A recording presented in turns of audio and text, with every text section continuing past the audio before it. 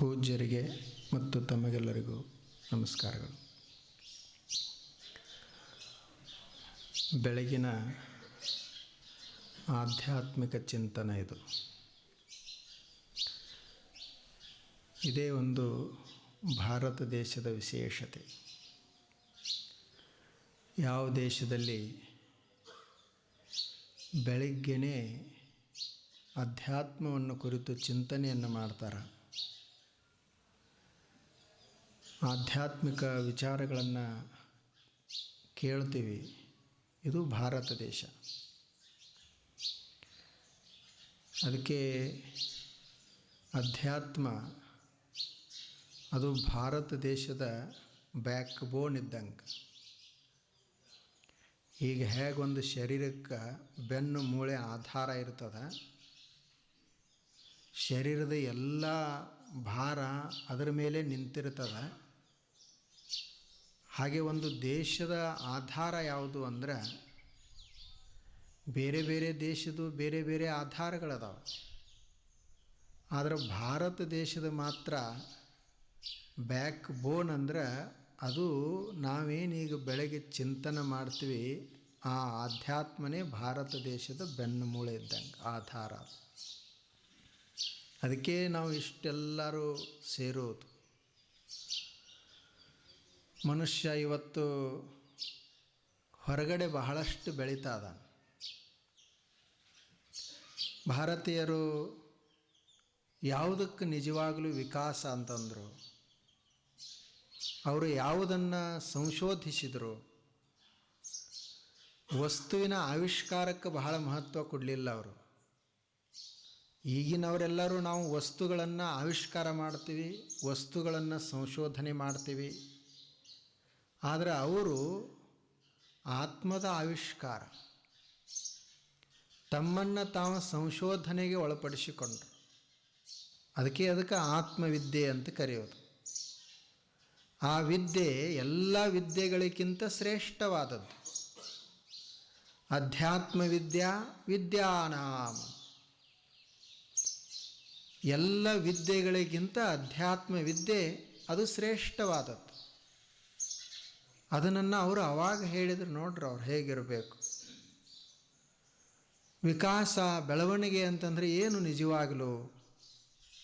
ನಾವೆಲ್ಲ ದೊಡ್ಡ ದೊಡ್ಡ ಕಟ್ಟಡಗಳನ್ನು ಕಟ್ಟಿದ್ದೀವಿ, ಭಾರಿ ಭಾರಿ ರಸ್ತೆಗಳಾದವು, ಎಲ್ಲ ಸೌಕರ್ಯಗಳಾದವು. ಇಷ್ಟಾದರೆ ವಿಕಾಸ ಆಯ್ತೇನು? ಮನೆ ಕಟ್ಟಿದ ಮಾತ್ರಕ್ಕೆ ಮನುಷ್ಯನ ಬೆಳವಣಿಗೆ ಆಯ್ತೇನು? ಈಗ ಭಾರತ ದೇಶ ಜಗತ್ತಿನಲ್ಲೇ 3ನೇ ನಂಬರ್ ಶ್ರೀಮಂತ ಆಗ್ತದ ಅಂತ ನಾವೆಲ್ಲರೂ ಹೇಳ್ತೀವಿ. ಭಾರತೀಯರು 3ನೇ ನಂಬರ್ ಶ್ರೀಮಂತರಾಗ್ತೀವಿ ನಾವೆಲ್ಲರೂ. ಈಗ ಹೊರಗಡೆ ಎಲ್ಲ ಸೌಕರ್ಯ ಬೆಳೀತು. ಇಷ್ಟ ಆದ ಮಾತ್ರಕ್ಕೇ ಮನುಷ್ಯ ನಿಜವಾಗಲೂ ಶ್ರೀಮಂತ ಆದೇನು ಅಂತ. ಹೊರಗಿನ ಶ್ರೀಮಂತಿಕೆನೇ ನಮ್ಮ ಮೌಲ್ಯವನ್ನು ಅಳೆಯುವುದು, ಮಾಪವನ್ನು ಮಾಡುವುದು ಹೊರಗಿನ ಶ್ರೀಮಂತಿಕೆ ಅಷ್ಟೇ ಏನು ಅಂತ. ನಾವೆಲ್ಲರೂ ಈಗ ಏನಂತೀವಿ ಅಂದರೆ, ಈಗ ನಾವೆಲ್ಲ 5G ಕಾಲದಾಗ ಅದೇವಿ ಅಂತ. ಅದು 2G ಹೋಯಿತು, 3G ಹೋಯಿತು, 4G ಹೋಯಿತು, 5G ಬಂದದ ಈಗ. ಅದು ಹೆಂಗೆ ಮೊಬೈಲ್ದಾಗ 5G ಬಂದದಲ್ಲ, ಹಂಗೆ ನಮ್ಮ ಆಸೆನೂ 5G ಆಗೈತೆ. ಅದನ್ನು ನಮ್ಮಲ್ಲಿರುವಂಥ ದ್ವೇಷವೂ 5G ಆಗ್ಯದ. ಅದು ಮೊದಲು ಹೇಗಿದು 2G ಮೊಬೈಲ್ ಇದ್ದಂಗೆ ಇತ್ತಲ್ಲ, ಆಸೆ ಸ್ವಲ್ಪ ಇತ್ತು. ಸಣ್ಣದೊಂದು ಮನೆ ಕಟ್ಟಿಕೊಳ್ಬೇಕು, ಒಂದಿಷ್ಟು ಹೊಲ ಮಾಡಬೇಕು, ಅಷ್ಟೇ ಆನಂದದಿಂದ ಇರಬೇಕು ಅಂತ ಅಷ್ಟೇ ಆಸೆ ಇತ್ತು. ಆದರೆ ಇವತ್ತದು ಆಸೆ ಎಷ್ಟು ಬೆಳೆದದಂದರೆ ಏನು ಮಾಡಿದ್ರೂ ಸಮಾಧಾನನೇ ಆಗ್ತಾಯಿಲ್ಲ. ಯಾಕೆ ಹೀಗಾಗೈತಿ ಅಂದರೆ ಅದು 5G ಹಂತದಾಗದ ಈಗ ಆಸೆ. ಇನ್ನು ಏನಾಗಬೇಕು? ನಾವೇನಂತೀವಿ, ದಿನಾಲೂ ರೊಕ್ಕದ ಮೌಲ್ಯ ಕಡಿಮೆ ಆಗ್ತಾನೇ ಹೊಂಟೈತಿ ಅಂತೀವಿ. ಅವಾಗ ರೊಕ್ಕ ಬಹಳ ಮಹತ್ವದಿತ್ತು, ರೊಕ್ಕಕ್ಕೆ ಬಹಳ ಬೆಲೆ ಇತ್ತು. ರೊಕ್ಕಕ್ಕೆ ಈಗ ಏನೂ ಕಿಮ್ಮತ್ತ ಇಲ್ಲ ಅಂತೀವಿ. ಅವಾಗಿದ್ದ ರೊಕ್ಕ ಈಗೂ ಅದ. ಅದಕ್ಕೆ ಈಗ ಯಾಕೆ ಕಿಮ್ಮತ್ತಿಲ್ಲ ಅಂದರೆ ಮನುಷ್ಯನ ಆಸೆ ಹೆಚ್ಚಾಗೈತೆ ಅಂತ ರೊಕ್ಕಕ್ಕೆ ಕಿಮ್ಮತ್ತಿಲ್ಲ. ಆವಾಗ ಆಸೆ ಕಡಿಮಿತ್ತು, ರೊಕ್ಕನೇ ದೊಡ್ಡದಾಗಿತ್ತು. ಈಗ ಆಸೆ ಬಹಳ ದೊಡ್ಡದಾಗ್ಯದ, ರೊಕ್ಕ ತನ್ನ ಮೌಲ್ಯವನ್ನು ಕಳ್ಕೊಂಡದ. ಹೊರಗಿಂದ ನಾವು ಎಷ್ಟು ಮಾಡಿದ್ರೂ ಸಹಿತ ಸಣ್ಣದಾಗಂಗಿಲ್ಲ. ಅವಾಗ 1 ಅಂಕನ 2 ಅಂಕನ ಮನೆ ಕಟ್ರೆ ಮುಗಿತಪ್ಪ ಅಂತಿದ್ದ, ನಂದು ಜೀವನ ಸಾರ್ಥಕ ಆಯಿತು ಅಂತ ಮನುಷ್ಯ ಭಾವಿಸ್ತಿದ್ದ. ಈಗ ಈ ಊರಾಗ ಮನೆ, ಆ ಊರಾಗ ಮನೆ, ಆ ಗಾಡಿ, ಈ ಗಾಡಿ ಎಲ್ಲ ಮಾಡಿದ್ರೂ ಸಹಿತ ಇನ್ನೂ ನನಗೆ ಸಮಾಧಾನ ಇಲ್ಲಂತಲೇ ಮನುಷ್ಯ ಹೇಳ್ತಾನೆ. ಹೇಗಾಗಿರ್ಬೇಕು ನೋಡ್ರಿ ಮನುಷ್ಯ ಅಂತ. ಅದಕ್ಕೆ ಹೊರಗಿಂದ ಇದು ಸಾಧನೆ ಮಾಡೋದು ಇದು ಮುಖ್ಯ ಅಲ್ಲ, ನಮ್ಮ ಒಳಗಡೆ ಒಂದಿಷ್ಟು ನಾವು ಸಾಧನೆಯನ್ನು ಮಾಡಬೇಕು. ಎಲ್ಲರೂ ಏನು ಹೇಳ್ತಾರೆ, ನೀನು ಹಿಂಗೆ ಬೆಳಿಬೇಕು, ಎಲ್ಲರೂ ಗುರುತು ಹಿಡಿಯಂಗೆ ಬೆಳಿಬೇಕು ನೀನು.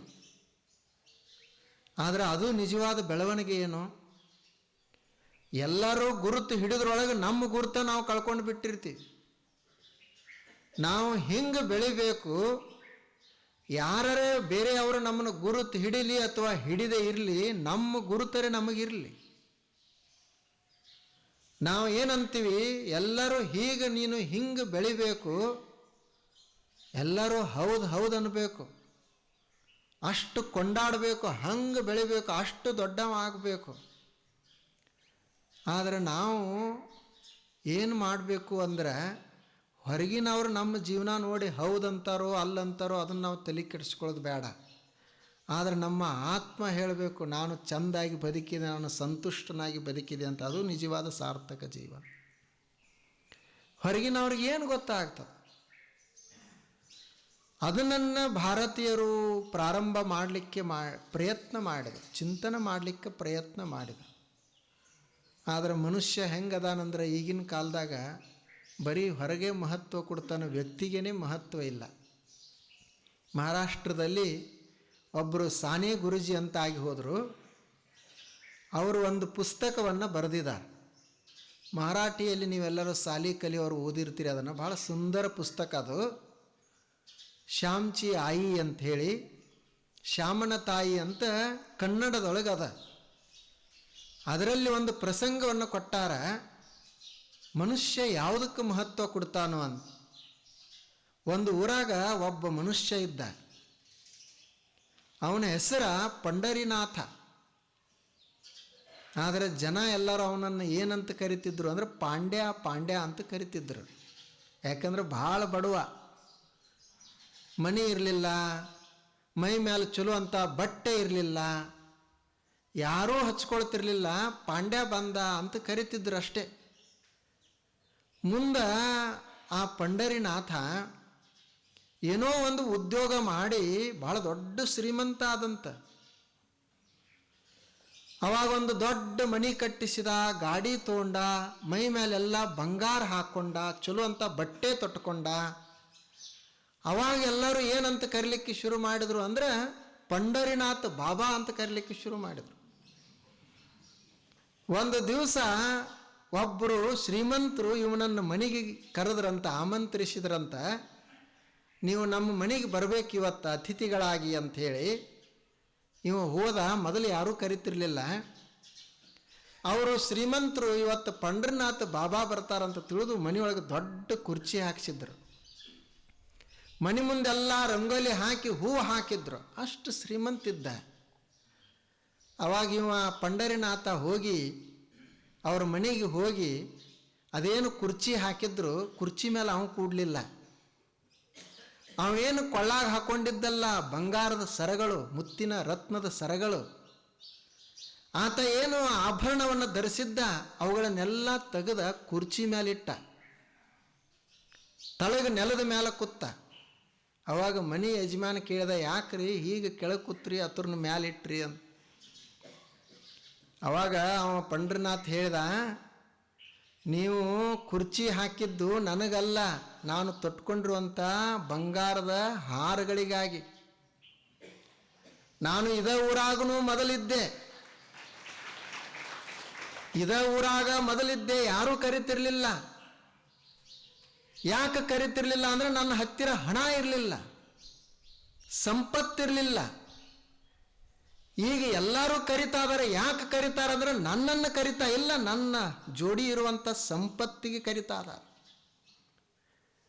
ಅಂದರೆ ಇವರು ಯಾವುದಕ್ಕೆ ಮಹತ್ವ ಕೊಡ್ತಾರೋ, ಜೀವನಕ್ಕನೋ ಏನೋ ಹಣಕ್ಕೆ ಮಹತ್ವ ಅದ. ಹೊರಗಿಂದಕ್ಕನೇ ನಾವು ಮಹತ್ವ ಕೊಡ್ತಾ ಇದ್ದೇವೆ, ಆದರೆ ನಮ್ಮ ಬದುಕಿಗೆ ಮಹತ್ವ ಇಲ್ಲ. ಆದರೆ ಜೀವನನೇ ಇರಲಿಲ್ಲ ಅಂದರೆ ಸಂಪತ್ತು ತೊಗೊಂಡು ಏನು ಮಾಡೋದದ ಹೇಳ್ರಿ ನೋಡೋಣ. ಜೀವನನೇ ಇರಲಿಲ್ಲ, ಅದೇ ಸೊರಗೆ ಅದ. ಸಂಪತ್ತು ಎಷ್ಟಿದ್ರೆ ಏನು ಉಪಯೋಗ ಆಗೋದದ. ಅದಕ್ಕಾಗಿ ನಮ್ಮ ಸುಧಾರಣೆ ಅಂತಂದ್ರೆ ಬರೀ ಹೊರಗಿನ ಸುಧಾರಣೆ ಅಲ್ಲ, ನಮ್ಮ ವ್ಯಕ್ತಿತ್ವದ ಸುಧಾರಣೆ ಆಗಬೇಕು. ಒಬ್ಬ ಶ್ರೀಮಂತ ಒಂದು ದಿವಸ ದಾರಿಯಿಂದ ಹೊರಟಿದ್ದ. ದಾರಿ ಮೇಲೆ ಒಬ್ಬ 2 ಗಿಳಿಗಳನ್ನು ಮಾರಾಟಕ್ಕೆ ಇಟ್ಟುಕೊಂಡು ಕುಳಿತಿದ್ದ. 2 ಗಿಳಿಗಳನ್ನು ಒಂದೊಂದು ಪಂಜರದಾಗ ಹಾಕಿದ್ದ. ಬಹಳ ಸುಂದರ ಇದ್ದು ಗಿಳಿಗಳು. ಈ ಶ್ರೀಮಂತನಿಗೆ ಗಿಳಿಗಳನ್ನು ತೆಗೆದುಕೊಳ್ಬೇಕಂತ ಅನಿಸ್ತು. ಅವಾಗ ಅವನ ಹತ್ತಿರ ಹೋಗಿ ಕೇಳ್ತಾನ, ಈ ಗಿಳಿಗಳ ಬೆಲೆ ಎಷ್ಟು ಅಂತ ಕೇಳಿದ. ಗಿಳಿ ಮಾರುವವ ಹೇಳಿದ, ಇದು ನೋಡ್ರಿ, ಈ ಗಿಳಿ ಅದಲ್ಲ, ಈ ಪಂಜರದಾಗಿನ ಗಿಳಿಗೆ 500 ರೂಪಾಯಿ. ಇನ್ನೊಂದು ಗಿಳಿ ಪಂಜರದೊಳಗಿತ್ತು, ಇದಕ್ಕೆ ಬರೇ 5 ರೂಪಾಯಿ ಅಂತ ಹೇಳಿದ. ಅವ ಶ್ರೀಮಂತ ಕೇಳಿದ, ಏನದ ಇದ್ರಾಗ ವಿಶೇಷತೆ ಅಂತಂದ. ನೋಡ್ಲಿಕ್ಕೆ 2 ಗಿಳಿಗಳ ಬಣ್ಣ ಹಸಿರು ಅದ, ಆಕಾರದಾಗೂ ಅಷ್ಟೇ ಅದಾವು, ಮತ್ತು 2 ಹಂಗ ಮಾತಾಡ್ತಾವು.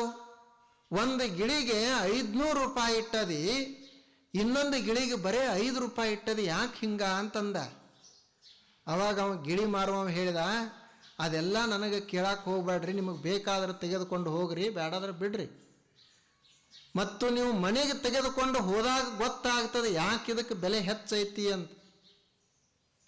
ಅವ ನೋಡೋಣ ಅಂತ ಹೇಳಿ 2 ಗಿಳಿಗಳನ್ನು ಕೊಂಡುಕೊಂಡು ಮನೆಗೆ ಒಯ್ದ. ಒಂದು ಗಿಳಿಯನ್ನು ತಾನು ಮಲಗುವ ಕೋಣೆದಾಗ ಇಟ್ಟುಕೊಂಡ. 500 ರೂಪಾಯಿದಿತ್ತಲ್ಲ, ಅದನ್ನು ಮಲಗುವ ಕೋಣೆಯಲ್ಲಿ ಇಟ್ಟಿದ್ದ. ಇನ್ನೊಂದು ಹೊರಗೆ ಪಡಸಾಲೆ ಒಳಗಿಟ್ಟ. ಬೆಳಗ್ಗೆ ಎದ್ದ ತಕ್ಷಣ ಗಿಳಿ ಇವನನ್ನು ನೋಡಿತಲ್ಲ, ಗಿಳಿ ಮಾತಾಡ್ಲಿಕ್ಕೆ ಶುರು ಮಾಡಿತು. ಆ ಗಿಳಿ ಗುಡ್ ಮಾರ್ನಿಂಗ್ ಹೇಳ್ತು, ಇವತ್ತು ನಿನಗೆ ಈ ದಿನ ಚಲೋ ಆಗಲಿ ಅಂತ ಹೇಳಿ ವಿಶ್ ಮಾಡಿತು. ಭಾಳ ಸಂತೋಷ ಆಯ್ತು, ಎಷ್ಟು ಚಲೋ ಐತಿ ಗಿಳಿ ಅಂತಂದ. ಹೊರಗಡೆ ಬಂದ, ಇದು ಗಿಳಿ ಇತ್ತಲ್ಲ, ಆ ಗಿಳಿ ಇವನು ನೋಡಿ ಬೈಯಾಕೆ ಶುರು ಮಾಡಿತು. ಬಹಳ ಕೆಟ್ಟ ಕೆಟ್ಟ ಶಬ್ದಗಳನ್ನು ಬಳಸಿ ಬೈಲಿಕ್ಕೆ ಹತ್ತು ಗಿಳಿ. ಅವಾಗ ಇವಂದ ಅದಕ್ಕೆ ಅವನು ಇದಕ್ಕೆ 5 ರೂಪಾಯಿ ಇಟ್ಟಾನ, ಅದಕ್ಕೆ 500 ರೂಪಾಯಿ ಇಟ್ಟಾನ.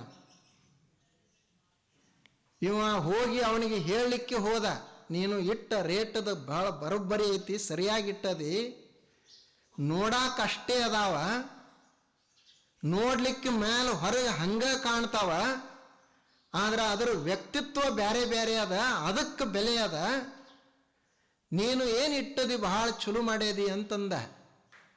ಅವಾಗ ಗಿಳಿಯವ ಹೇಳಿದ, ನೀವು ಹಂಗ ಮಾಡ್ರಿ, ಹೊರಗಡೆ ಬರೀ ಹೊರಗೆ ನೋಡಿ ಬೆಲೆ ಕಟ್ಟಾಕ ಹೋಗ್ಬೇಡ್ರಿ, ಒಳಗೆ ನೋಡಿ ಅವ್ರಿಗೆ ಬೆಲೆ ಕಟ್ರಿ ಅಂತ.